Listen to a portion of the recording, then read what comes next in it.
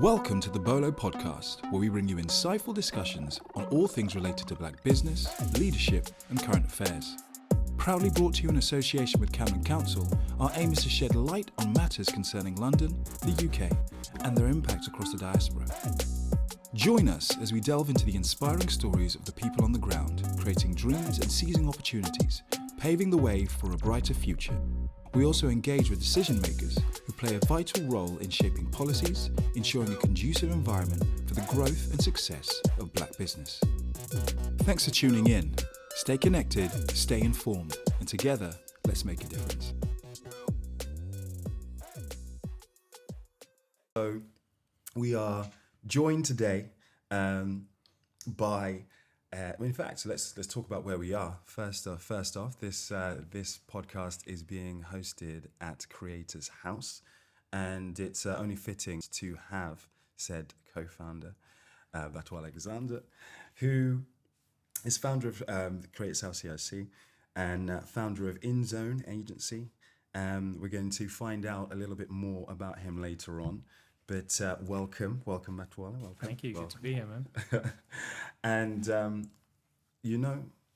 as an African man, I'm not going to do it. I'm not going to bastard. God, you're gonna have to try. I'm gonna have to try.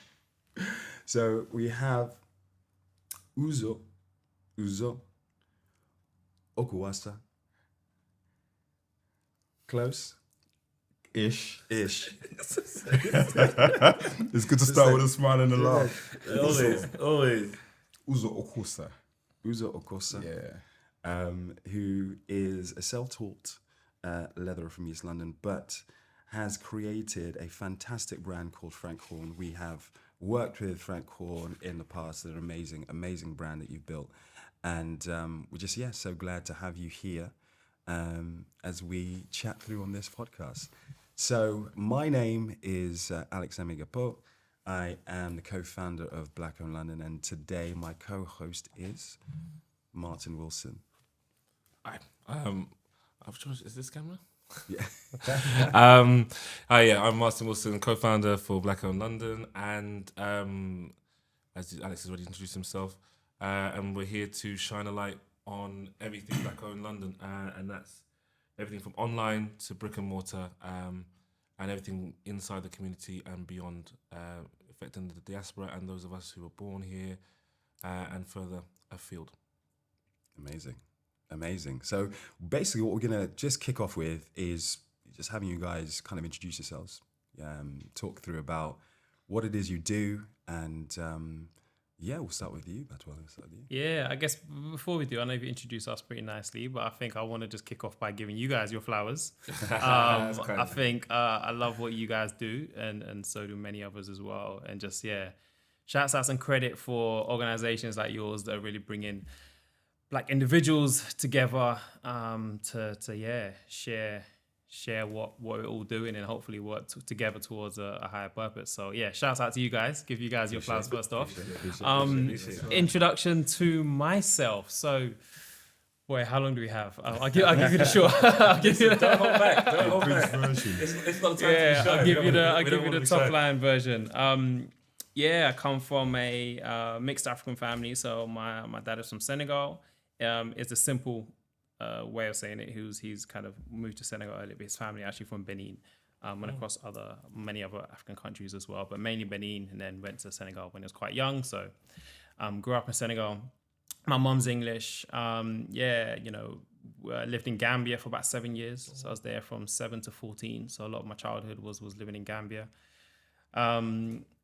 Came back, continued my studies, went to uni, studied sports science and management in Loughborough, came out and went to Nike, started working at Nike as a sales assistant on a shop floor, doing my thing, started off as a part-time temp, and then was there for about 10 years.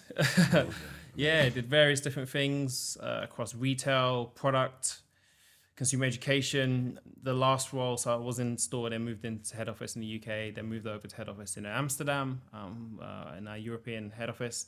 The last role I did there was Jordan brand marketing, which was super cool for me. Growing up playing basketball, that was kind of like quote unquote a dream job for me.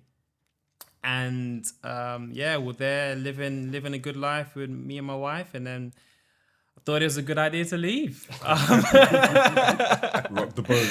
Yeah, just as nice, just as the peak of our career and everything's going great, I thought, you know what? Let's jump ship. So yeah, I thought it was a good idea to leave, come back to the UK and start my own business. And I did that. It was a creative agency that started in late 2019 and then launched kind of officially, externally, early 2020. And obviously, as everyone knows, a few months later, COVID hit. So that was an interesting time to start a business. But, you know, God blessed me, and we had a great first year. And yeah, InZone Agency is ultimately started off as a consumer insights agency, really connecting with young people. Mainly, we focus on youth culture, connecting with young people, understanding behaviors, lifestyles, etc., and working back with youthful cultural brands such as Nike, Jordan. We don't work with Urban Outfitters, do quite a lot of work with Foot Locker as well. So yeah, so that was the business side. And then I always wanted to use the business to give back to the community in some way. Didn't know exactly how I was going to do it to start off with, but I always knew that I'd get there at some point. And yeah, long story short, we kind of kept hearing this narrative come back from young people that they needed physical spaces. So a year later, we founded Creators House. You know, started off as an online mentoring program. I think the main mindset shift for me was when I first started InZone, my mindset was we need to, you know, generate this business, make it big enough to a point where we have surplus money to be able to give back to the community. That's generally what a lot of people tend to do, right? You go up, you get rich, and then you give back. And that was the original mindset. But then a year later, a year in, we kind of had a shift and thought, you know what, let's start now. Let's start small and then build, you know, from there. So we started as an online mentoring program. And then, yeah, it grew very quickly. And we got our first studio May last year.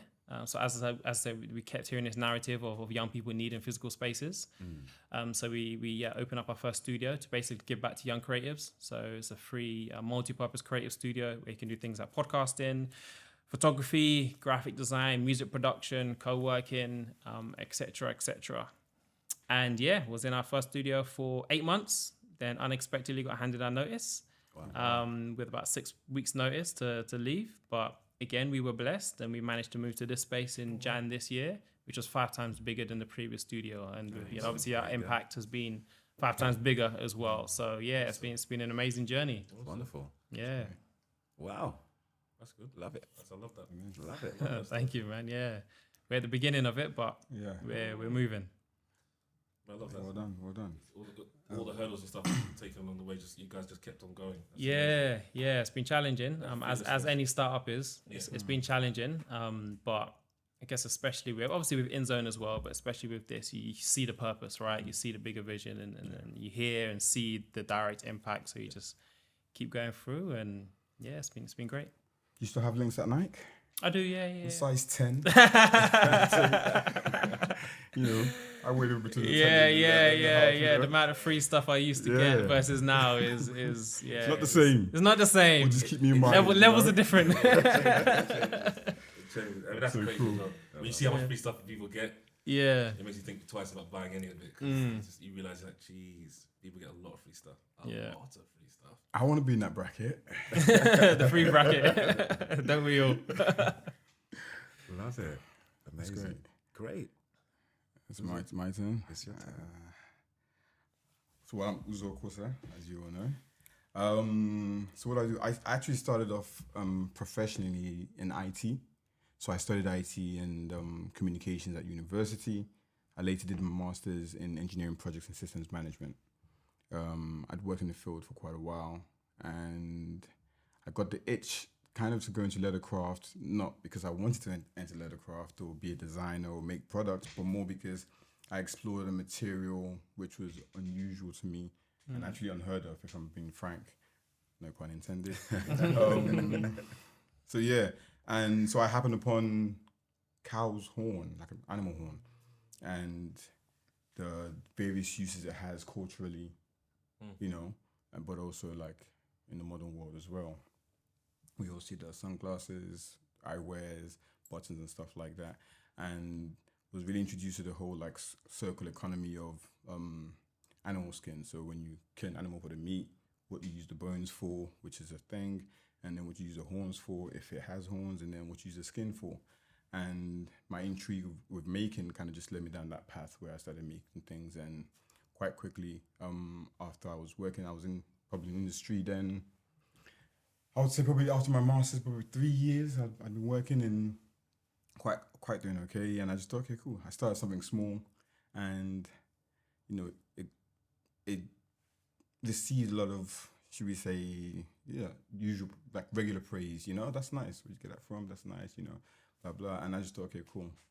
Materials and tools are quite expensive, so I just I happened upon like bricklaying market, and I thought, okay, I'll try and sell some wares since I was already making for friends and like family so often, and it went really well. And that was really the birth of the brand of Frank Horn, and that was a great thing. And I literally just kept on going down that hill of re-upping, remaking, and selling over and over again.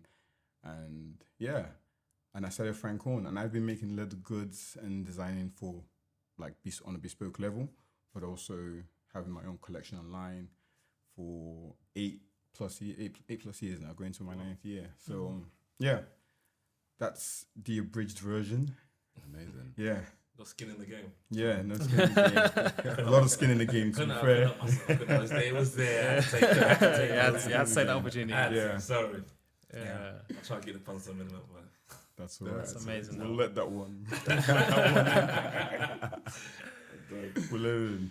So yeah, that's how I started Frank Horn, and today I'm here. Yeah, which is a grateful thing.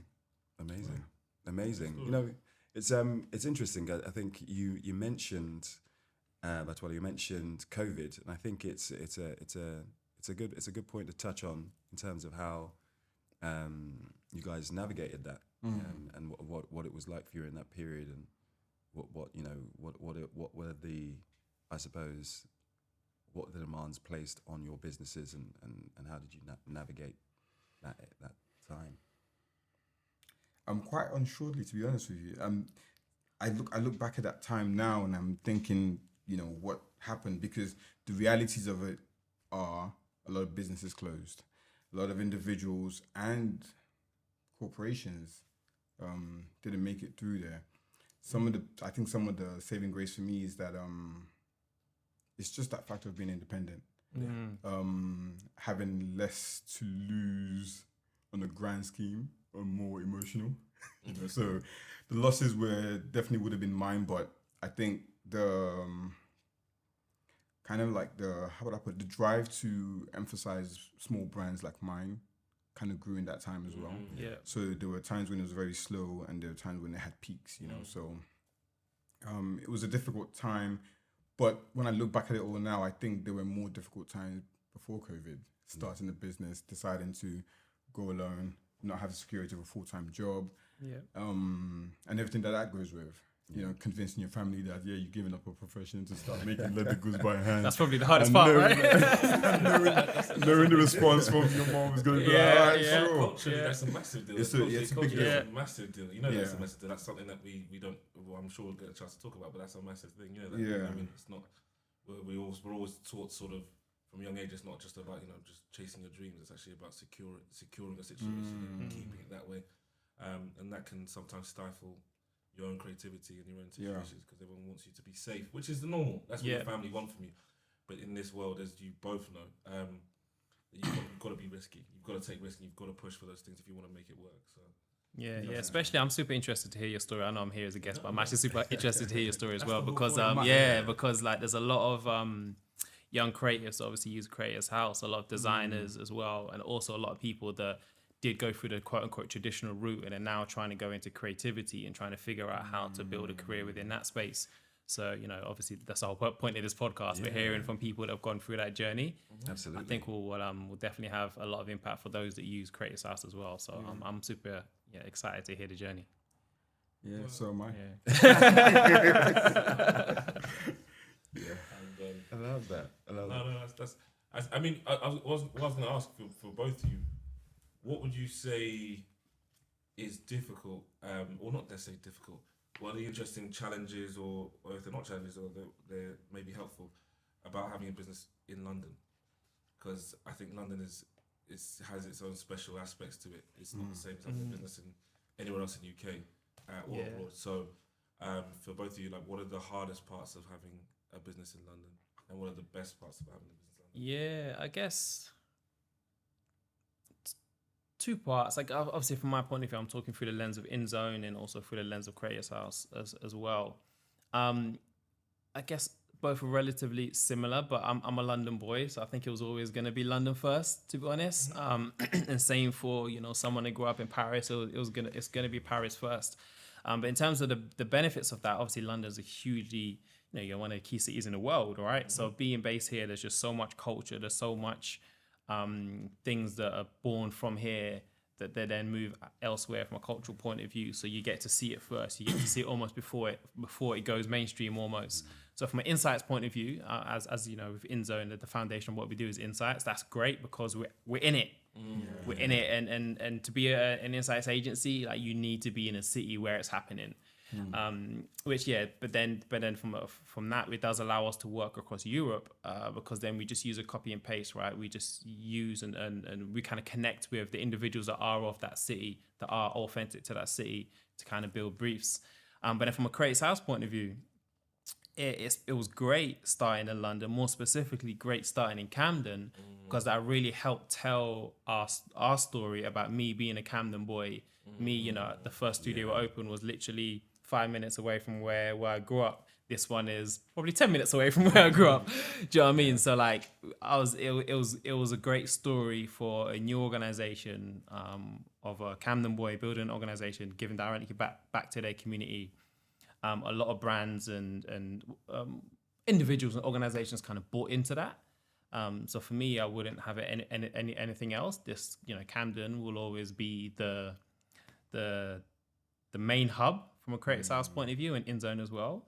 But then, you know, we do also recognize there's also some other amazing creative hubs. So our next step from a journey point of view is to open up a studio up in Manchester. Oh, wow. Amazing. I love the creative scene there. It's really cool. Well, history in that as well. Yeah, amazing history, but then also so much potential as well. Obviously, there is a lot of focus on London, but there's so much potential for Manchester. They're already doing some amazing stuff. So our aim is to open up the next studio in Manchester, but then also open studios across all European cities. Again, so they all tell their own authentic story of that city. And again, a copy and paste of what we've done in Camden, but just authentic to where it is. So yeah, it's been great for me personally. Yeah. Okay, cool. Amazing. I don't know. I think for me it's a bit different because it's what you know. Yeah. You know what I mean? So I think I didn't have anything to compare it with, or I didn't have an image or should we say like a foreign objective that I wanted to attain. So it was more about, okay, cool. You know, what am I doing? Because what I was doing was the most important thing, which was making. And me enjoying that, and then obviously putting that out there and seeing how people received it, how they took it on, and you know everything about that. But I think some of the benefits are that multiculturalism, if you will, but also it's the access it gives you to not just kind of like a home base of, I don't know, what would you call them, clients? Yeah. You know, people that appreciate what you do, but also there's that steady influx of tourists. Yeah. And actually, I found that actually grew my brand internationally better than trying to like identify a market and then trying to like penetrate that market and say, okay, cool, I'm going to do X, Y, and Z to get more clients there, because I'd have people from Germany, Switzerland, America, Japan, Taiwan buy my stuff, and they would follow me on Instagram, and then they would reorder again, and then so those are the benefits. Challenge-wise, I think more than anything, I realized that later, and it just comes down to cost of things, you know what I mean? So if I want to do a pop-up, you know, hiring that store is crazy. So I think some of the benefits of getting clients are kind of outweighed or absorbed or eliminated by the cost of just having a business in London, and more especially now than ever before. So You mentioned interesting. So is it the association of London from a branding perspective that really I don't know, gives it weight from an international perspective? Is that No, I don't think so. I think there was a whole re-education on kind of like heritage crafts. okay? Yeah, so I guess again, because everything I've done was really unintentional as far as having a business. But it was very intentional in terms of making and leathercraft. So whenever someone saw this and like, okay, cool, I'd like to well, that's really cool to sell the market. It's like $35. You in Spitalfields, you in East London, there are markets everywhere. You can buy a wallet for £5 or whatever, you know. So anything that's easily imported is a lot cheaper. So how do you justify me paying 35? Oh, I made that. You made this? And then it's like, okay, cool. Are you sure? But then how do you stitch it? Oh, it's stitched by hand. So I guess that re-education kind of galvanized people to buy into what you're doing more than the product. And I think once that was the case, and once they understood what you were doing over like, you know, the regular mundane stuff that you can get from Primark or any other big brands, which we shall not mention. Then it kind of encourages them to like kind of invest in you, because that's how I see it as an investment. And that's just probably just, I guess, grown over time. Yeah. I don't think I've really like, I haven't really like extricated everything I can from that yet, but it's still growing, it's still a process. So yeah. But it's super interesting the point you make, because I was thinking of the same question, where, and it's interesting how you focused on the individual, like your personal brand, and then the product to kind of really being the main driver versus the brand of a city, because there is some brands that have London in the name of the city. I even know obviously Paris is a big fashion kind of capital. I know there's one brand that's a UK brand, but they've got a French name. 100%. Right, so they're really driving this narrative. But if you look at it, you think it's a French brand, whereas actually it's not. It's a UK one. So that's interesting around focusing on branding versus, you know, the product and the story. Like it's an interesting approach. I mean, a lot of brands do, especially some big brands. Because they want to appear to be what's trending or what they're looking for, or hit a certain audience. I think, who is it? Is it I don't wear it, so I don't really know that. But I know that I think it's Superdry. And they've got a lot of stuff that looks like they're Japanese. Yeah. Oh yeah. So it's just a UK guy doing stuff, and then people automatically assume bought into it. It's interesting. It must be quirky. It must be Japanese. They associate what that country does. And with the branding and with the product, and then think, oh, I'm part of this culture, when actually you're not. But I think that's the thing. With Uzokwe, he said himself, his driver was the making, and the business was almost, if I don't want to put words in your mouth, but so the business was almost a side effect to what you were doing, as opposed to actually, it wasn't business first, it was making first, and then that grew a business, if that makes sense. As you said, you were unintentional with the business, but you were intentional with the making. I think it's an amazing point. I think that's it, exactly, because if you look at what I do, there are definitely other people that do what I do. And if you have a like more in-depth look, there are people that actually, it's more, you know, guys who have like either done marketing or advertising, and they actually see what's trending, and then they use that as the focus, and it's an exercise in advertising or marketing, and then they, you know, when you marry that with what's trending, and so it's like, okay, cool, so we know that it's trending, people really liking that, the looks of it as well, how it's represented online on Instagram is great. And then they'll say, cool, we'll start a business who does this, and we'll say we're ethical, and, you know, we'll do that, right? You know, and they do all this thing. It's just when you look at it, like, it's really good, man. Damn, I'm in trouble. But for me, it was more a thing. And I try and have more of my like business exercises to kind of ensure people see that this is a handmade product, you know, and it's not just handmade. It's really handcrafted. It's really something that's not mass produced. And that's a big deal. What's that? I don't know what's called. Sorry, I don't know if any of you guys know, but there's a lot of that nowadays with basically where you just effectively sell on other people's products. Affiliate marketing. That kind of thing. Yeah, so it's effectively someone else has made the product. And you're just basically selling it on. There's no actual part of you that actually designed it. Drop shipping, right? Yeah, drop shipping. Oh, right. Okay. I was going to say usurping. I'm done.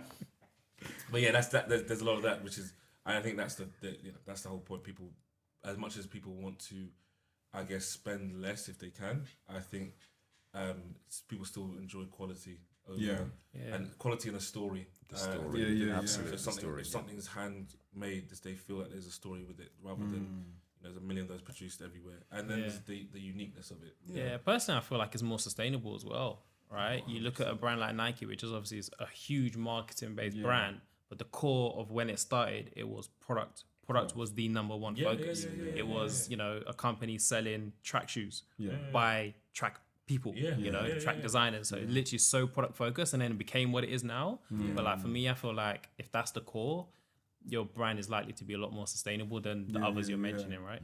Yeah. And did you, for yourself, did you find, I know you talked about cost, and stuff. Yeah.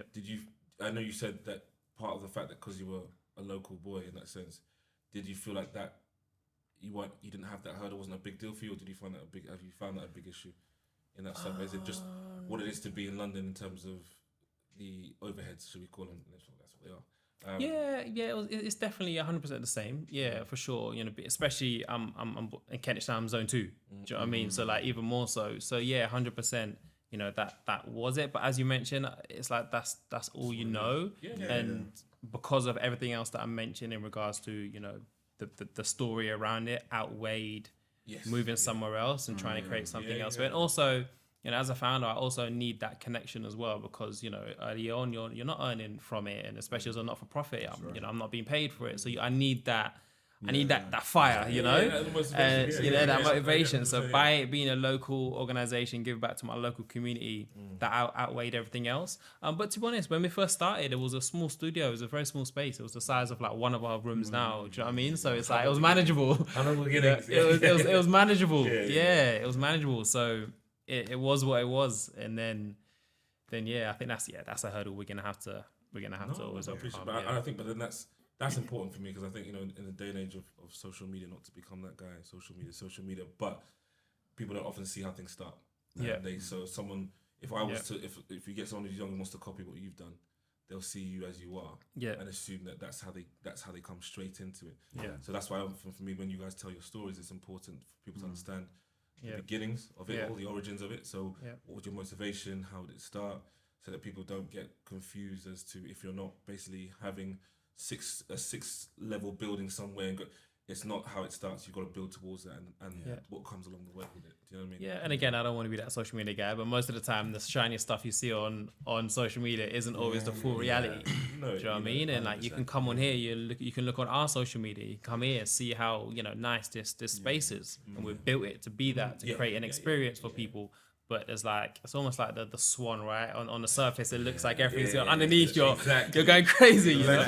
Your legs are going crazy. So it takes a lot to make this run, and that stuff you'll never see, because it's not for you to see, right? It's for us to. It's not for you. It's for us to just make sure that we're doing to create this shiny thing that is for you to experience.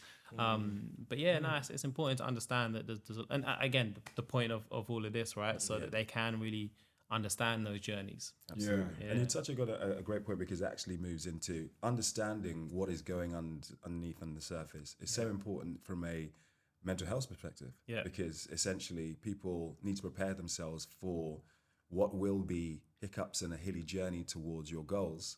And without having that understanding that, you know, there will be rough patches and whatnot, and not having that understanding that it's across the board, across all sectors, across, you know, you're heading for a dream. There's something that won't be the absolute smoothest, but you will learn during the journey, right?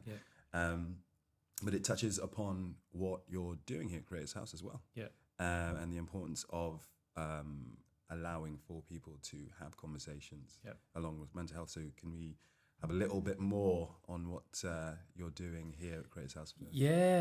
So when we started, the aim was to support the creative industry, and I guess to rewind a little bit, the reason for that is because the creative industry is the fastest growing industry right now, growing almost 5 times faster than the rest, yet there's still lots of inequality, right? We know that around 7% of people who are working in the creative industry are ethnic minority, right? We know that 1 in 3 or 1 in 4, I'm not sure what, apologies, I'm not sure on exact fact, I think it's 1 in 4 are women. And we know that there's still lots of discrepancy for people that are working within the creative industry. And the industry is also very unique, right? You don't have, it's very entrepreneurial. You don't have HR teams. You don't have, or always have, you know, stuff like that allows for your traditional, I guess, stability within other industries. So that's why we kind of created it. So the studio space that we offer is free for 18 to 25-year-olds to be able to develop their talent. But then with that, we also wanted to support young people all the way around. We wanted to give them that 360 experience. So we thought, mentoring is also super important, right? Just things like this, just having conversations, sharing knowledge is super important. Sometimes you don't always see it in displayed in the best possible way. So just bringing people together that have the experience and sharing that mentoring with young creatives. Also community. Again, like network is super hard to build. Knowledge is super hard to kind of, share. And again, the creative industry is one of those industries where you do co-create and work with other people. So we wanted to create a space that we can create community. But I say all that to also add that the last part is, and this is again credit to my wife, who's our co-founder. When we first started, she was like, we need to look into mental health. We need to find a way to include that into what we're doing. And I'll be honest to say, I was like, I'm not too sure how it's going to fit. Creativity, mental health, like creative space. I didn't quite get it. I wasn't as forward thinking as she was. Right? I was like, I'm not sure how this is going to work. But I was like, yeah, you know what? Let's try it out. So yeah, from the very beginning, we offered free therapy to 18 to 25-year-olds. And it started off with one therapist who was my sister-in-law, but fully qualified therapist. And I want to make sure I made that clear. I just want to make sure that that's clear. She is fully qualified and trained. Yeah, she's been in the industry for a long time, and she's fantastic. I just want to make sure that you don't think I'm bringing anyone to.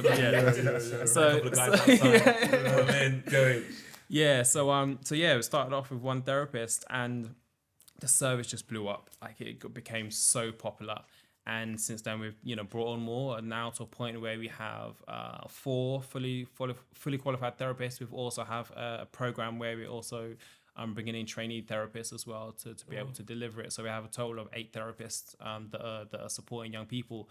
But our waiting list has been getting big. We have a waiting list of over 100 already, which is not a good thing for us. The whole purpose of what we're doing was for people to be able to see someone quite quickly. And then the approach of our therapy program is, first of all, we wanted to have therapists who young people can identify with, i.e. that look like them. So 85% of the people that use our space are ethnic minority. So we wanted to make sure that when they come into our space, they're seeing and speaking to therapists that understand them. But then also we wanted to create a safer entry to therapy, right? And we've heard from young people that a lot of the time, first of all, the majority won't actually seek out help, right? But then those that do sometimes find big organizations intimidating. To be able to come in and access that help. Whereas with our offering, it's you come into a creative space that's cool. Maybe you might come in to record some music, or you might come in to do a podcast or do a photography. And there's, actually we offer therapy as well. And they're already in a space where they feel safe, they feel heard, they feel valued. Then they go into the therapy. It's a similar model to NHS. So 1 assessment session and now 6 free sessions. But again, one of the key reasons why we do it is because it's very inaccessible to a lot of people within our community, right? Waiting list, if you want to go to the NHS just to speak to someone, is potentially up to 2 years. At that point, your problem is no longer your problem, or you've moved on to different problems, right? But then also, if you want to see someone privately, it's expensive. You're looking at a minimum probably about £60 per session. And really, most people need at least 6 sessions, right? Obviously, depending on who you are. So it's very inaccessible. So that's why we're doing it. It's been an amazing. That's been like the main thing that when they hear about creative sales, they're like, oh yeah, this stuff is great. But when they hear the therapy side, they're like, okay, nice depth. That's amazing. Yeah. I think that's interesting because when you go to work and you have you have an off day. Everybody has that. Do you know what I mean? And sometimes your off days are from your personal lives or what you're ever going through. And having a moment in the toilet, which people have done, is a thing. And I think it's great because I guess when you think about it, especially for the youth, is you're kind of entering a more like mature mind. And you're entering a space where you're starting to like express yourself. But then also you're able to speak to someone and say, listen, it's a bit rough right now. Because obviously we know kids, they have, sometimes they come moody and it's like, it's not just about you, get it together. Stop fiddling. You can actually just take a break and say, okay, choose someone, which is quite. I think that's quite cool. Yeah, and especially our audience is 18 to 25. So those are the audience that we offer the service for free for. And generally speaking, that's the age you're trying to figure life out, man. You're trying to figure career out. You're trying to figure yourself out, who you are as an individual. You know, obviously you have years of experience where you could have had potential trauma that's been gathering up in time. So that is that period of your life where generally you're trying to figure it out. So, you know, we offer the space from a kind of career and professionalism point of view. But then obviously want to support the mental health side as well. And it's super interesting where there's a lot of kind of crossover as well. So out of curiosity, why 18 to 25? It's for us, it was our sweet spot of, as I mentioned, kind of really that age where they're trying to, you know, figure out what their next steps are. Right, okay. And it was a lot of people ask that question, it's hard to really land on what is the perfect age. For example, there's quite a lot of 16 to 17 year olds that were also messaging saying, hey, like, can we use the space? They want to you know, benefit from it as well. But then also not to say that once you hit 26, then you've got life figured out. You haven't, right? Because I'm still trying to figure it out. Honestly, you know. But for us, we had to kind of start somewhere, and for us, that was the sweet spot. We'll see what happens in the future. You know, maybe we might extend it. But for now, I think that's kind of what makes sense. Yeah. But I can understand that though. I think as well because it's a technically legally speaking, you're an adult at 18. So therefore, your responsibilities technically can be all your own. People could effectively be done with you, and it's just you. So it can be obviously a very difficult time to deal with. And I think I think as well the mental resilience of the youth today is always going to be tough, because I think things for my growing up and before that, I think things are a bit more, should I say, black and white. It's just it was a sort of clearer paths. But now what they're faced with, which is things such as social media and the rest of it, it seems like everyone's doing really, really well. And it seems that there's 1,000,001 options. So you shouldn't fail. You should be. Things are, you get told things are the best they've ever been. So why am I not killing it, so to speak? And there's no one on hand to be like, whoa, this is it's okay to, this is a process. This is a process. What you're seeing there isn't really the case. Take your time, exactly. I think that resilience comes because for us growing up, I think just the way things were and the expectations that were there allowed you to have a certain resilience that was just kind of part of growing up. Where I think now you don't have that naturally because everything's apparently been made good for you. Apparently, does that make sense? So then when you go from apparently I'll just do this and it be set. So then you just go from that to this massive amount of pressure and this massive amount of. For me, I can understand why anxiety is on the rise. It just makes perfect sense to me in that sense. So it makes sense to me, and that 18 to 25 is it's an age where it could, if it goes horribly wrong, it could stick with you for the rest of your life. So I think it's a great time to try and capture people before they go off the rails. Absolutely. And therapy is just a lot more accepted. It's just a lot more accepted now, right? Before there was a stigma around therapy. I mean, even more a stigma within the ethnic community. You know, let's be honest, even more so. And you know, our parents didn't know about therapy. Our therapist was it's like something's wrong, figure out, get on with it, move on. Right? That was just a generation. 100%. So like now, whereas it is becoming more mainstream, which obviously has its challenges as well, but people are a lot more accepting of saying and admitting they're going to therapy. It's not a stigma anymore. So it's a good time. It's I guess it's the understanding and access to, it's a different type of coaching, and you're getting advice. You get your legal advice, you get financial advice, and you get your PTs with your body. So it's just something that I think it's a good place to be, where people are understanding that we just need to acknowledge in every single facet of our existence so that we can just be better versions of ourselves. So it's a good space, man. Good space. So I didn't know whether we wanted to go into facts or challenges. Facts. Let's go to facts. I'm just going to chuck in a. I was actually going to say, just before you jump into that, I really want to ask just a couple of questions. Yeah, do it. Because I just want to get this bit in for the fact of, more just because it's the question that is on everyone's mind when it comes to these types of things, people's journey. Have you experienced, if you have experienced any aspects of your journey have you experienced things that have been difficult due to things such as race and due to things, or have you found it beneficial at times? Do you know what I mean? And also within your communities, have you found any aspects which again have been a hindrance or a help? Togetherness, or so, like, what is your experience from a cultural perspective? What has been experienced in terms of starting your journeys and going through your journeys? Has it mattered at all? So I just want to kind of ask that question to both of you. You want to go first? You go first. Yeah, for me, this really started weighing on my heart a lot more just before I left Nike. And this isn't to talk to Nike specifically as a brand. It really isn't. They no, it genuinely isn't. I was there for 10 years, and you know, they do some great stuff. Every brand has challenges, and every brand can do more. But they do some great stuff. But I think the main thing that kind of really started weighing on my heart was not always seeing people of color in the boardroom, right? And like in spaces of leadership. Yeah. And I think just the discrepancy, right? You go into, I don't believe in hierarchy anyway, but if you go into like stores and stuff like that, you see a lot of people of color working there, the kind of forward facing roles. But then, you know, when you're in the boardroom and in head office, there isn't a lot of people of color, people that look like you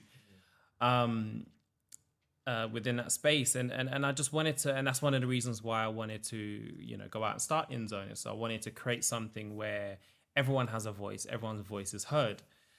And everyone's voice is heard to the highest level, to a point where decisions are being made because of that, right? So that's one of the reasons why I wanted to create it. And then also coming into it from a Creators House point of view, you know, I didn't specifically set Creators House out to be a organization that supports ethnic minorities, right? That wasn't, you know, you won't kind of see that as a tagline on our brand, on our organization. However, we always knew that was our audience, right? And organically, naturally, that is the audience that has come to us, right? And as I said, 85% of those are ethnic minority, and I can't remember the exact numbers, but I think I want to say about 70% are Black, you know, people that come and use our space. So the fact that almost just confirmed the reason why we started, right? It's because there is a lot of inequality. There isn't as much opportunities for people from ethnic minority spaces. That's why we wanted to kind of create this space to ultimately create a more inclusive creative industry, right? So that's ultimately what we're trying to get at. Me individually, I mean, first of all, I can't recognize that I'm mixed race, right? So the fact of the matter is, you know, I haven't experienced as much racism as someone that may not be of mixed heritage, because just we all kind of know how it works, right? It's like, oh, I got a little bit of white in me, so do you know what I mean? I can, you bring me in and tick a box. So he's like, he kind of ticks the black box, but he's still safe, you know? So, you know, just the right amount of danger. Yeah, just the right amount. Yeah. So it's like, I also recognize that. But you know, I faced the discrimination like a lot of others. But I don't know if it's just because of my mindset, but I just never paid attention to it. I don't know if that was the right thing to do. I don't know, maybe not. But I just never paid attention to it to a point where I let it affect me. Yeah, exactly. I always used it as a strength, right? And especially, and I did that for InZone and Creators House. That's the kind of approach I wanted to take is, you know, InZone, the reason why we create InZone is, as I mentioned, right, to create so that all voices are heard. And like, yes, we're a organization that is led by people of color. So I kind of use that as a strength when connecting with brands and building our briefs and everything else. Same from a Creators House point of view. There hasn't been any conversation specifically about it, but I do think there is actually, okay, so it's run by, yes, a local Camden boy, but he's also of mixed heritage.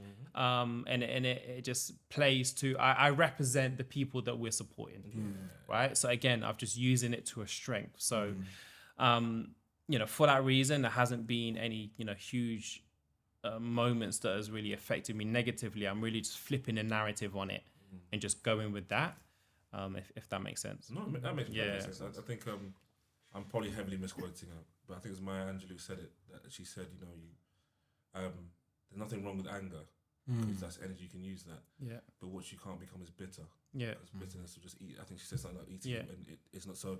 In reference to what you're saying, for me, it's like you experience it, but instead of becoming embittered by it, you actually use that as motivation to push harder, to go further.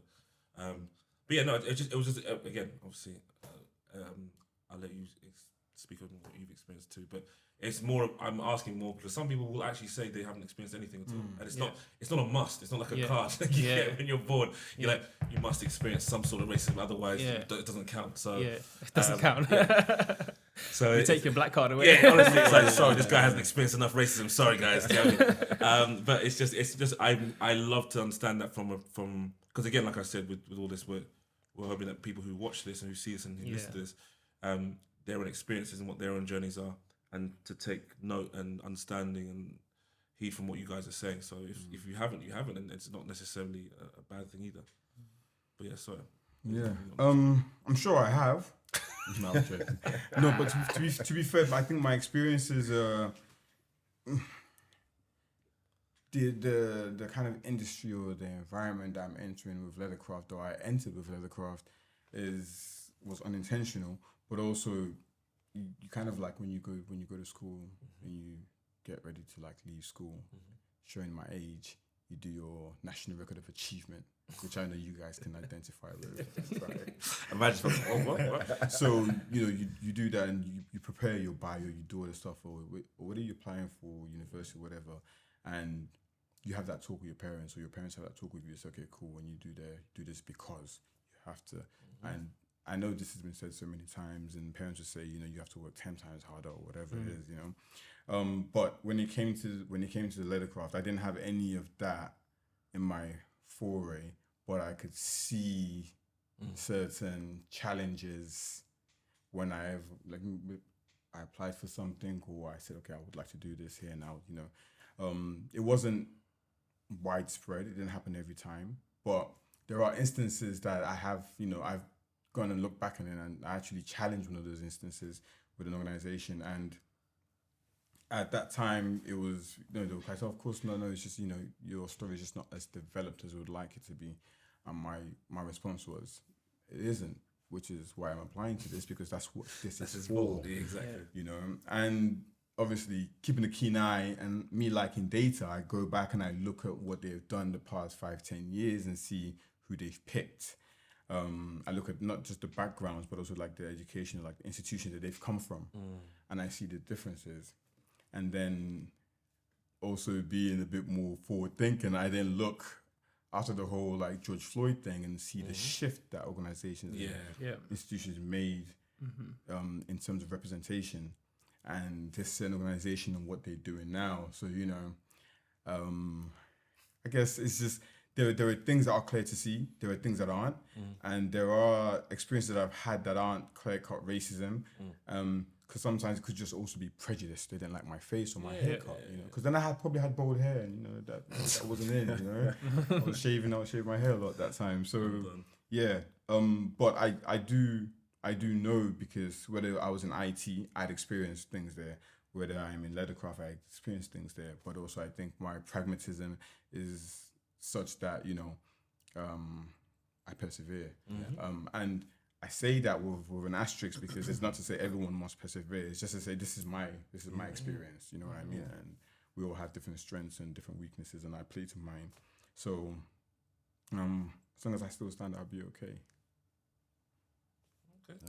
And any positive aspects of either of those, like in terms of community aspects? Because it's not always negative. I don't always want to focus on negative. Do you know what I mean? Are there positive aspects from that?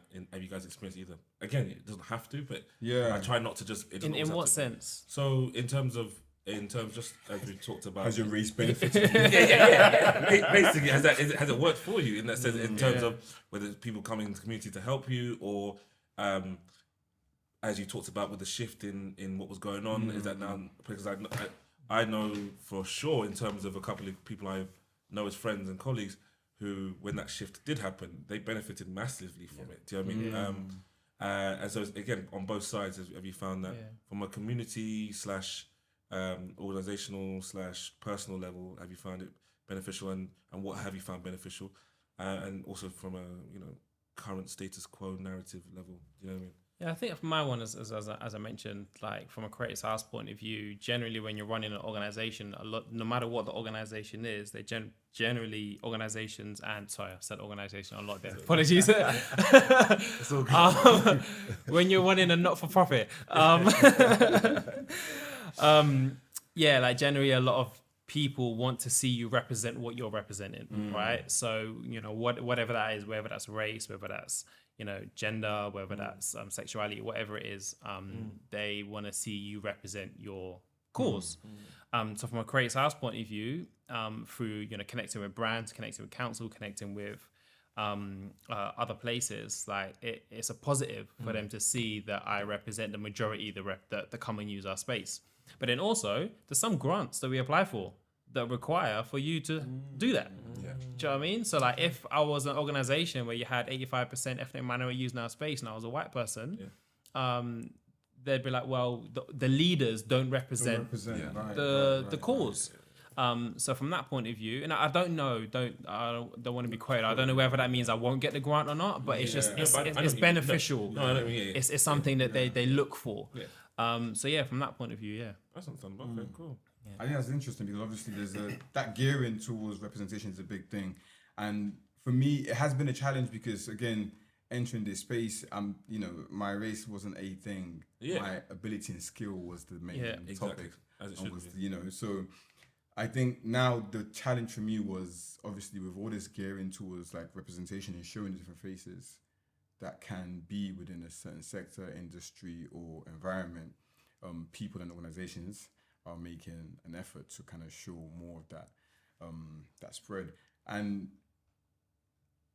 having a conversation with a friend of mine, obviously there are things that we want to show like black businesses that are doing this, that, and other. And I was like, I get quite, I don't know, I have complex feelings about it, complex thoughts, not 100%. because I don't know, because I just wanted to show what I make.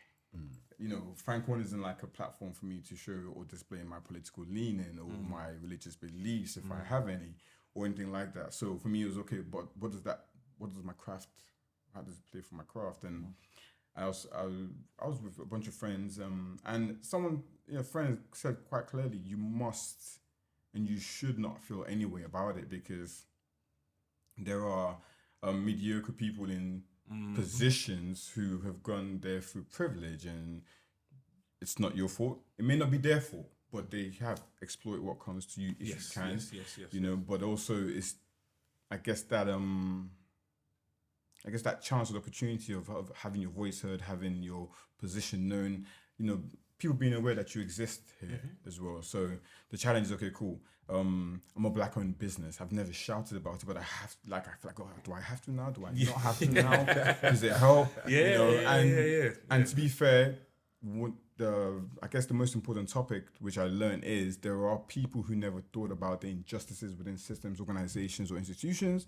So now that they're aware of it, they have a different sort of like standing on it. And a lot of people want to learn, and they don't want to be prejudiced or whatever. You also have to kind of think, your forward way, or your chip in it is just to actually utilize that space and actually don't think too much about it, but also, let people know who you are, what you do, and 100%. let them know you're there. Yeah, so if there's something they can take from it, they hear your story. If not, then it's just what it is. Yeah, no, that's a really good point actually. Yeah, that's pretty cool. Thanks. It's awesome. It is so fundamental in what this is. Just the availability of knowledge of your stories, your journeys, your existence, your feelings, your choices, to allow for people to understand these different paths in the first place. It's something that's taken for granted in so many other spaces. And not really acknowledged within ours. There's so many depths of different areas that we could go into when we were talking about the generation before, not even acknowledging mental health and the different things that they had to go through. But those stories in themselves kind of need to be heard so that we can understand why it is that they didn't even have time. That we have options now, to even have these conversations, whether they literally landed and it's like, let's get to it. Yeah, Let's- it's knowledge as well. The Absolutely. knowledge wasn't there. They weren't told. Right. Absolutely. This is it. Yeah. Absolutely.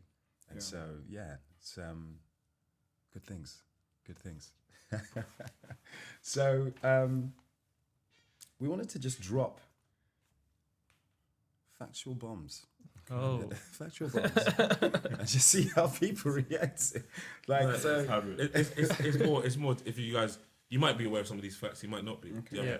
But it's from my perspective, it's to see how you feel about these facts. If there's anything that surprises you or doesn't surprise you, or something that you can relate to or are surprised at, or feel like is that actually real and that kind of stuff. So Alex will take it away with some of these. yeah, facts. let's listen. So,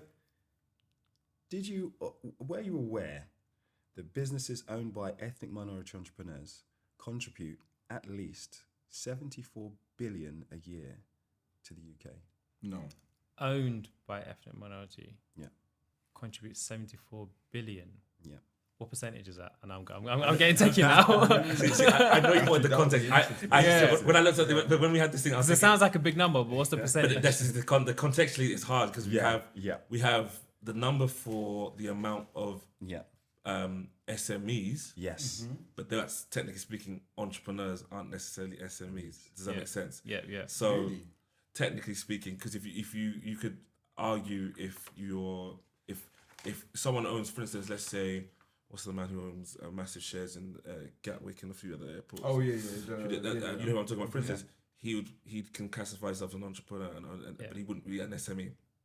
Not owning something that size. Does that make sense? Right. Does that make sense? I Is see it what you're saying. that 74 billion could have Right. three or four very rich ethnic minorities Right. within it? Does that make sense? Yeah.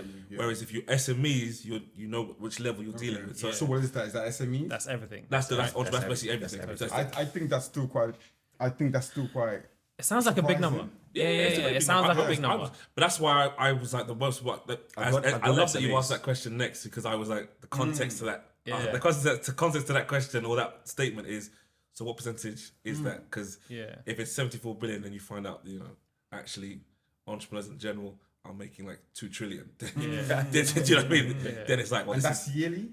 yeah. Yeah. But if it's that's then we don't have the context of the actual to actually answer that. And that's sorry, I know I'm getting No, specific. no, Is that like UK born ethnic minority or is that just ethnic minority? And that's the nuances that we have to continue to dive into Okay. into these studies because it's as you said, but So I know there's a few like super rich Nigerian born, for example, entrepreneurs that have businesses in the UK. If you look at the ethnic minorities, I could think of something like the Mitchell family, who owns like the biggest steel magnets. I think they are. Yeah.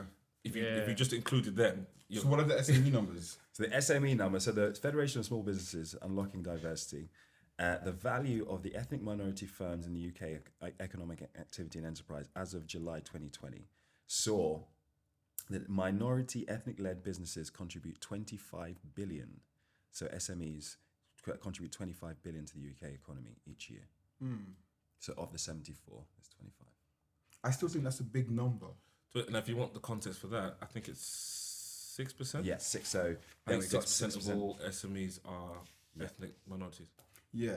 So the reason why I think it's a big number, sorry to cut you off, is because versus 3%. Yeah, In terms of the population. that's Yeah. what I'm about to say because I learned recently, that the actual like Oh, that's a big. population is 3.3%. So Mental. I'm glad you put that up because that's something that if we're being honest, I know for a fact that a lot of black people in this country have no idea of especially that fact. London. But especially London, right? Because they make the Especially assumption. Yeah, because the London percentage is 11 or 13, I think, or something like that. So London makes you think, oh, okay, this is how it is across the UK. Yeah. And then then you explain to people like, guys, just to give you the news, we're repping about 3%. 3%. You know what I mean? And don't get confused because obviously you start looking at places like America where it's closer to 20%. Yeah. And I said, you do not confuse in this entire country, 3%. In terms of black, just black, that is 30%. I think if it's all ethnic minorities, it probably creeps up closer to 6 or 7 or something. Like that. No, it's a bit high. I think Asians make up themselves make about 7%. I think, and so I think it ends up being closer to like 15% or so. Yeah, I think the double, so the 6%. Oh yeah, it's in Yeah. terms of 3% of the Yeah. population doing 6% of the business. 6% Yeah. of SME business. Yes. Yeah. Big. Fantastic. It's heavy hitting. It's heavy hitting. Well, Fantastic. I have a friend who thinks that's almost forced. Because when you look at like,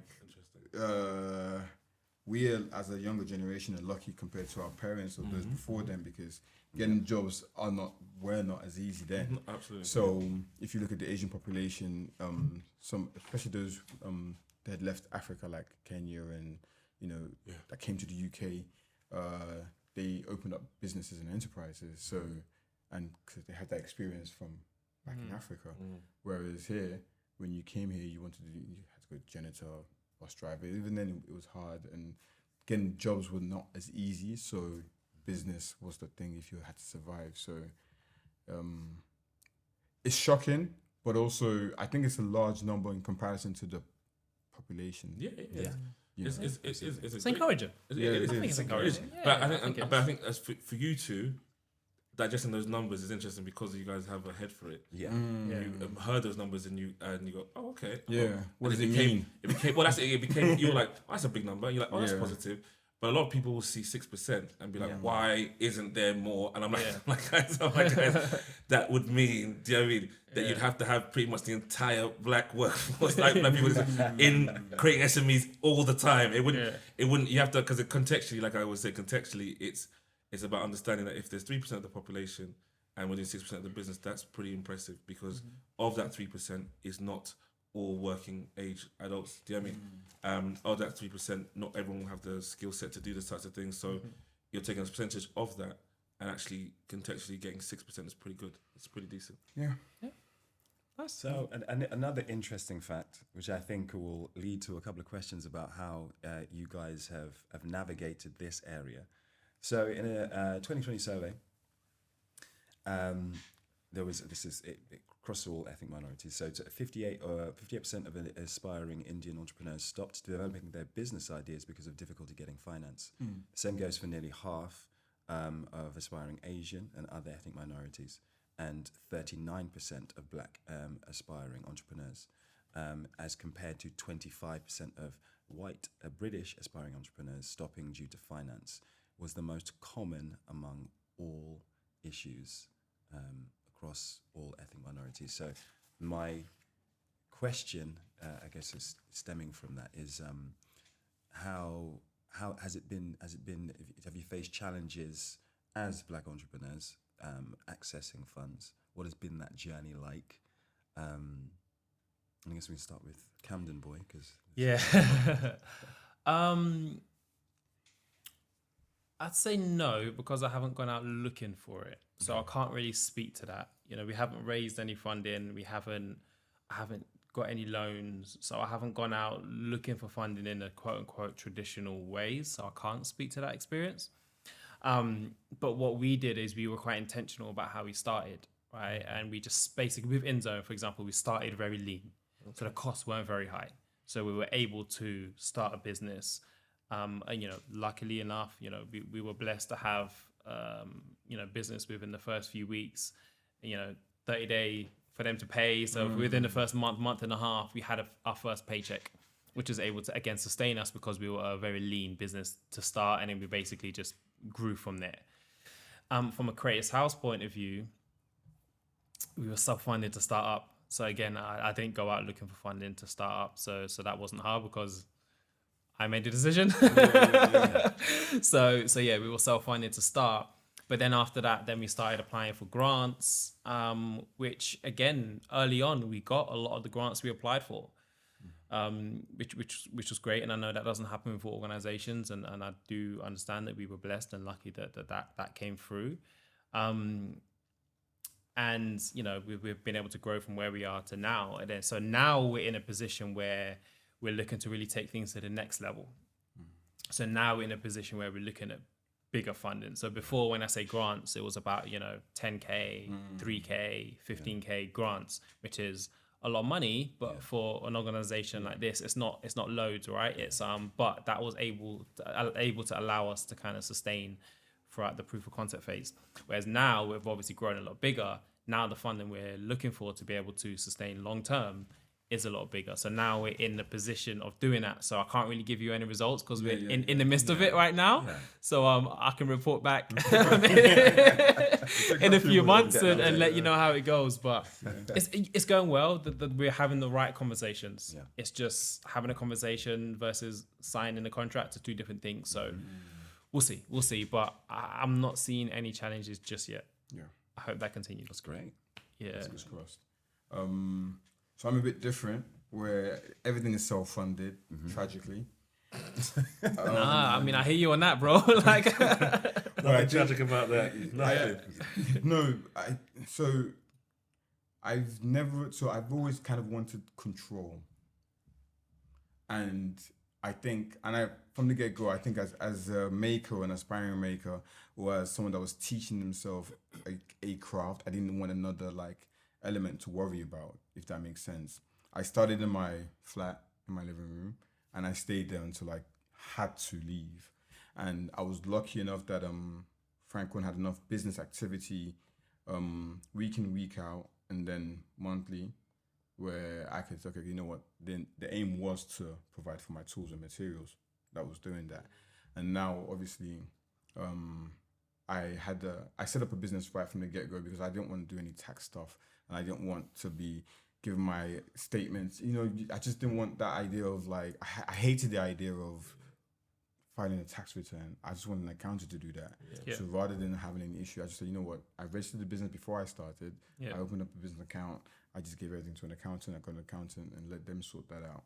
Yeah. So that was one of the first things that I did that I think made finance easy for me because I could separate my personal finances from my business finances. Yeah. So going full-time to part-time, I was still had a clear vision of what was what I can do, what I can't do. And then progressing from that, it was a case of whatever I needed, I would use whatever my profits were to fund. So apart from one thing, which I always have to say, my mom bought me my first sewing machine, and it was a big deal because it was it was over £1,000. And I'm buying a sewing machine, an industrial sewing machine, a specialist one, a cylinder arm, to be more specific, of a hobby, it seemed. You know what I mean? Yeah. Now, even though I could afford it myself personally, these are the times when actually having credit or having a loan would be great. Yeah. Now, Bank of Mom has no interest. There you go. Bank of Mom also has very, very loose fixed terms. So that was okay. And she was more than happy. I mean, she was cautious about it. Not because it was £1,000, because okay, you're doing this for sure. You know what I mean? And it didn't really take much convincing. I was like, Ma, I need this. And she was like, really? She's like, yeah, you need this. I'm like, yes, okay, no problem. So that was easy. And I still haven't paid it back, to be fair. But I do give her free goods, free bags, kind of, And I let her know my stuff can be quite expensive. Yeah, exactly. So, I'm sure I've paid it back multiple times. So for me, I never had an issue getting that because my whole kind of drive was be independent and have control. Now, I have taken a loan out, and that was during lockdown, and that was for just in case. I didn't know what was going to happen. Yeah. Luckily, I haven't used it, and I paid it back. But also, my accountant said, you know what? Get the bounce back loan, and at least you have some more business activity. Yeah. I said, but my credit isn't done. They said, but still, just do it just in case. You can always give it back and then be fine. So you'll be all right. So, so I was lucky in that sense. Now, I think you've seen my studio. I have all these machines. I'm lucky because I just thought, okay, cool, you know what? I live a little bit on my savings, which I did, and now I'm kind of like, okay, cool. I make some money. I want to buy a machine. I start putting stuff away. Yeah. When I accumulate that total fund, I go out and buy the machine, and that was good. So I haven't had that overwhelming pressure of repayments. I haven't had overwhelming pressure of, oh gosh, I've got to sell something to do that. Yeah. And I think as a creative now, that kind of free space and free mind is what I need to be able to do things properly. Because there are other challenges in being creative than just finance. So, but I know my story is quite peculiar and it's not the norm, and I might be an outlier. So, there are people that are having issues, and we have to, Yeah, I just want to touch on one point that you mentioned though, which I think is so important, especially for not necessarily just young people, but people that are just getting into business that might overlook, especially when it's a creative business like yours, where you are a creative. The fact that you register your business straight away, set up in the right way, hand it over to the accountant to kind of focus on it. I think that's something that might be seen as a standard, but that's so important. Especially as I said, as a creative, because what normally happens is you have this idea, you start, and then it goes well, you start selling, and then you're not thinking about invoices and all this kind of stuff. And then before you know it, you're 6 or 12 months in, where you have all of this backlog that you need to do, and that takes up so much time, it potentially takes away from your craft. So I think setting things up in the right way from the beginning, I think is so crucial. And sometimes I think people might potentially overlook it. And I tell so many people, just register a business. I know, and I guess that sentence in its own seems quite lofty. Like, it's super simple. Business, like, and super I know simple. what people see as this big thing that might have legal ramifications, and you have to get it, but it's not that. And I think more than anything, during lockdown, I had so many friends who was like, "Oh my gosh, remember you told me?" Because most people will say, "Oh no, be like self-employed." I'm like, "No, I don't want to do that. I don't want to do that." And just having a business during lockdown, the support that was available to you was so different than being self-employed. And a lot of people say, "You told me to register." I told you. And also, like, I never have accounting issues because I have an accountant. And they do all that. You know what I mean? So, and to be fair, that's my always thing. I say, listen, whatever happens, you'll be fine. Register a business. And I get why there are benefits to being self-employed, I'm sure, but I guess I just have no interest in that. They're small though. They're in terms of depends on what you're trying to do. But they're generally quite small. If you stay self-employed, you have more flexibility within your situation. But once especially if you're earning up to a certain point, if you're not registered, you leave yourself open to the winds of change, let's say. In a big way. I think you're just more protected as being a limited company versus a sole trader. I think you're just more protected. And the main thing for me was, and again, especially for you as a creative as well, as a sole trader, you are liable. You are the business. As a limited company, you're basically an employee of a company. So you're personally not. You know what I mean? Like you're external to that organization, so which means you're kind of protected from things, hopefully 100%. Not going wrong. But then there's tax benefits as well of doing your, managing your money in a certain way through a limited company is beneficial. But anyway, I think I say that to say that like these stuff might be looked as like an operational thing or something that's just not that significant. But these things are super important and things that you should be researching and we should be kind of talking about. But I think as well, I think there's just a perception that it's for like a lot. I think even I've had friends who adults in terms of they're not kids, who look at the idea of registering a business, something big has to happen. I'm like, it's actually very simple. It's really simple, super simple. And I think people leave it. They kind of put it on this pedestal of like, people register business. You need to be this level before you're a limited company. They must have under you've probably got a stack of lawyers. I'm like, no, it's like I think that education, especially for the young ones coming through, is important. As you said, it should be talked about more. But again, I think it's not in sort of a conspiracy theory way, but I think a lot of that isn't taught because. Effectively, then you start to saturate a situation where those who would necessarily benefit from the exploitation of people not knowing better, you know what I mean, would shrink significantly. So it works for a lot of people that some people don't know better and don't protect themselves, or aren't savvy with these things.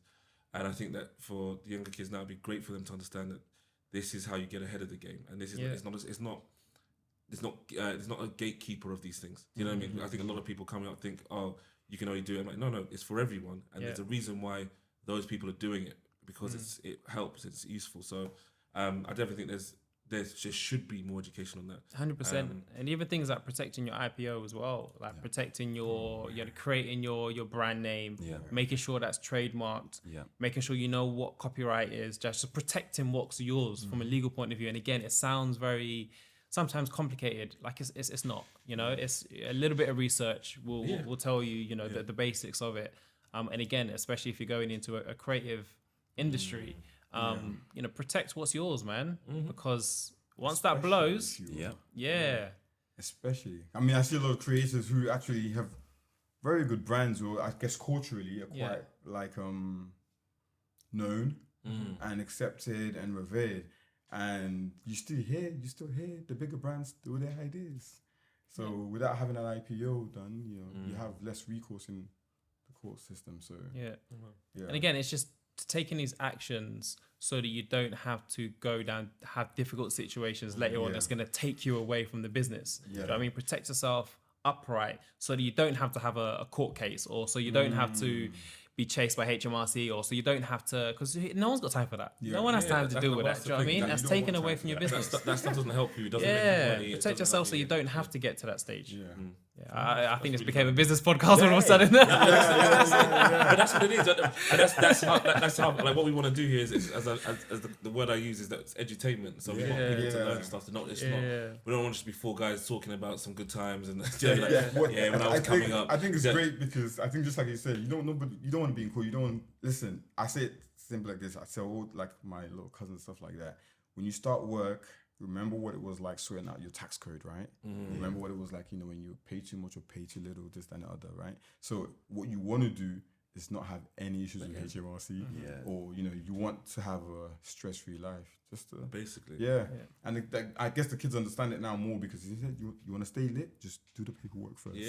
Just do the paperwork first, So hopefully, but I think a lot more people are actually warm to that now, and I think more than anything, we have more of experience. People who had different experiences now have the time to be able to relay that information to a crowd or young generations or whatever. So whereas before, I think the older generation, they had a different fight, and that's just the reality of it. So, and by the time that fight was done, they were exhausted. You can't really blame them.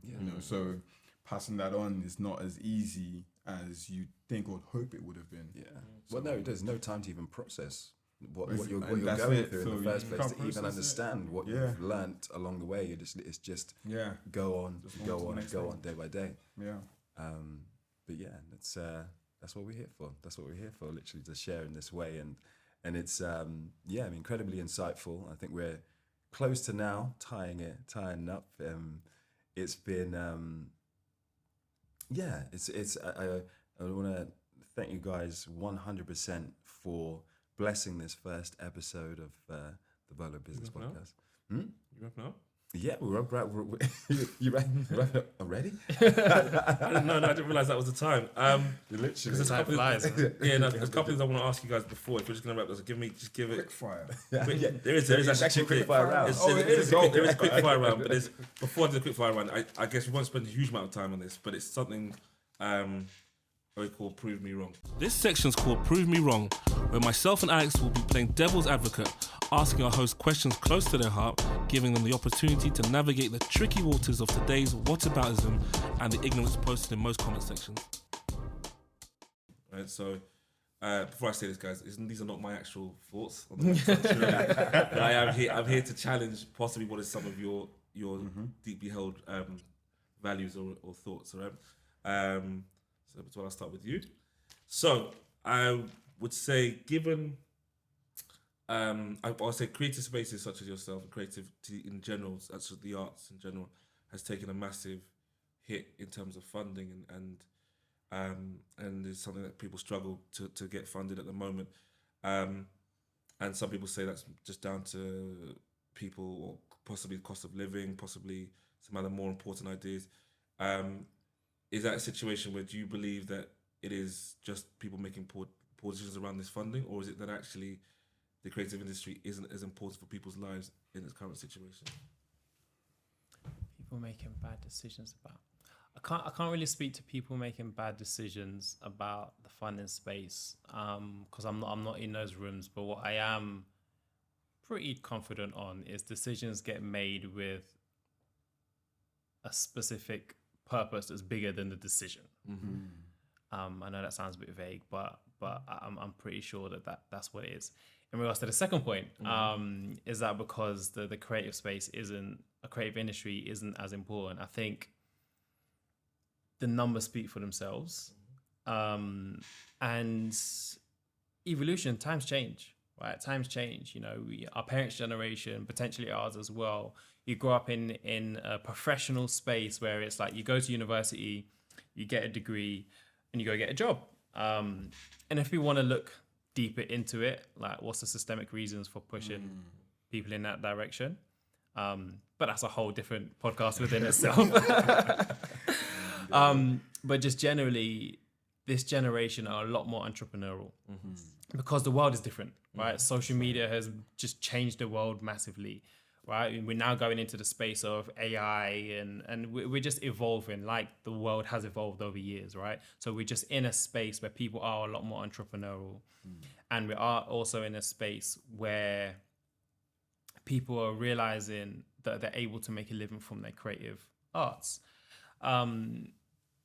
So, for that reason, as I mentioned, the industry is growing 5 times bigger than the rest. I think that alone tells you the importance. Okay. To maybe like a slightly older generation, the creative space might just be looked at as like a hobby and something people do for fun, where it absolutely is not that anymore. It can be, of course, but absolutely also can be a business and a organization and an industry where people can thrive.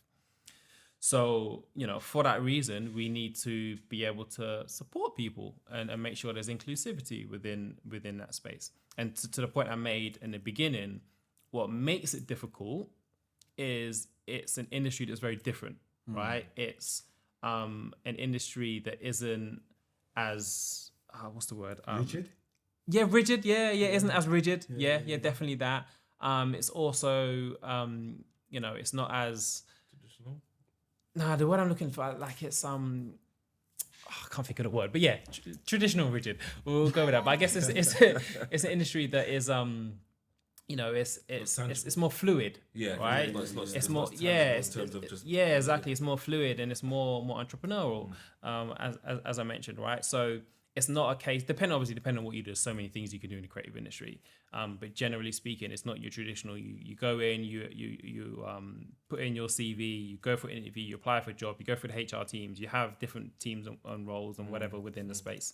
Sometimes it can just be one individual doing their thing and building an organization as one individual. For example, photographers, right? You got photographers, you got now potentially just podcasters, people that are sitting around the table having a conversation, and that's their business, that's their career, right? Et cetera, and so much more. So I think because of that, we need to support it because it's growing for a reason. Okay. I don't know if that was a long way of answering your question. That was pretty good. Yeah. And you feel, and so with respect to that, do you believe that it is actually contributing to helping the economy and growing things in that respect as well? Yeah, massively. And it was, back in the day as well, right? We look at things like theatre. Yeah. Theatre is huge in England and has been around for years, right? And theatre is a pivotal part of the economy, right? Yes, people need to eat. People need to have, somewhere to live. People need to, be able to do their banking and all the rest of it. Yes, all of those things are absolutely essential. But people also need to laugh. Mm-hmm. People also need to have a good time. Mm-hmm. People also need to be entertained. Yes. People also need to post on Instagram and get some likes. Right? Yeah, go follow me on Instagram. That's true. Do you know what I mean? And these are not just because it's a nice to have. It is critical for your mental health and your well-being and growing up and being an all-rounded individual. It is crucial. As human beings, yes, we're becoming a little bit more disconnected because of social media, but as human beings, we thrive off of this. Yes. We thrive off of people connecting with one another. Mm-hmm. And generally speaking, the creative industry is one of the main drivers towards that. So, yeah, man. That's a thorough answer. I can't disagree with you there. It was on to you. I know sustainability is a big thing for you.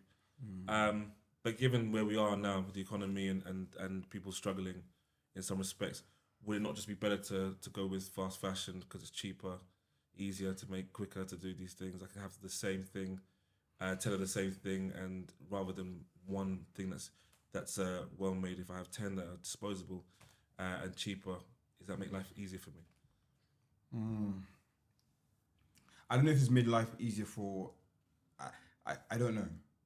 I don't know. I think sustainability, I look at it quite differently when it comes to like my practices, because I'm not just looking to like have less impact. I'm also showing a cultural side of kind of where I'm from and how we do things. In Nigeria, it's not luxurious to have someone make clothes just for you. It's actually a normal thing. Do you know what I mean? Senegal, we all know that. So almost, and that sort of creativity kind of is the core of certain industries, and you have tailors, you have shoemakers, cobblers, whatever, who can actually just sustain on having his core people. And we're always going to be celebrating things about life, sadly funerals as well, and we need outfits for that, we need shoes for that, we need socks, we need underwear. And I think sustainability has to be looked differently. It's not just about reducing impact, but it's also about empowering people in having creative expressions that can actually provide a livelihood for them and their families. So for me, I think I show kind of like what I do, and I'm quite strong on being an independent maker, not because it sounds cool or Beyonce says so in a song, but also, it's just being independent. You have that time first for your self-expression, but also to kind of show people what you're capable of, but also to empower people and to enable different styles. Do you know what I mean? So I think sustainability has many forks, and sadly there is a thing called greenwashing now. So if you say a word like sustainable, or say you're attain that B Corp certification, it doesn't really show what happens in the back end and who you're exploiting, or what gets dumped in a river. So I don't know, it's a loaded term, industry, idea, but also I think if done right, it can enable more people and actually reduce more waste, which is very important, and have a better impact on people. There's always going to be impact. It's just reducing it and making it worthwhile. Yeah, if that makes sense. So Cool. Perfect. No, you have both brilliant answers. I said, always my views. I'm trying to because you understand that that's how some people will see these things. Yeah. So it's just asking you guys, giving you a chance to answer those people, even though they're not right in front of you, because they probably will be online tapping away and be like, so here's the question. All right, quick fire round. This is the quick fire round. No ifs, buts, or maybes. No long explanations. Just one answer. Guys, you can both, obviously, one at a time. It's just simple questions. This just makes people understand you guys a little bit better through a bunch of random questions. All right, start with something very simple, guys. Beach or city? Beach. Beach. I'm not thinking about that. Both beach? I'm always like, what's the context? But That's why I can't give you guys quick fire. I can't give you context. Beach, You've got to give the answer, right? If I can make it on the beach, I'll make on the beach. Yeah. All right, perfect. 9 to 5 or 10 to 6? Oh, 9 to 5. 10 to 6. Yeah. Bank loan or alternative finance? Say that again, sorry? Bank loan or alternative finance? Alternative. I hate loans. Alternative, for sure. Okay. Yeah. Jollof rice or rice and peas? Jollof. Okay. Nuclear power or fossil fuels?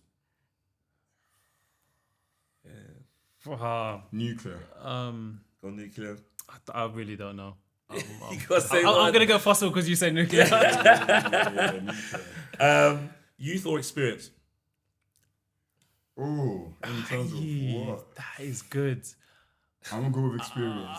Sorry. I want to say youth so badly, but I'm gonna say experience. Okay. Yeah. Academia or apprenticeship? Apprenticeship. That's both of you went there. Easy. Privatization or public? Public. Let's quick with him. I see both public. Public? Okay. Yeah. Brick and mortar or online? Oh. See, again, I want to say online just because it's so much easier. I like meeting people, brick and mortar. You said it. There you go. Go with it. Same. I'm all about in-person experiences. Brick and mortar. YouTube or Netflix?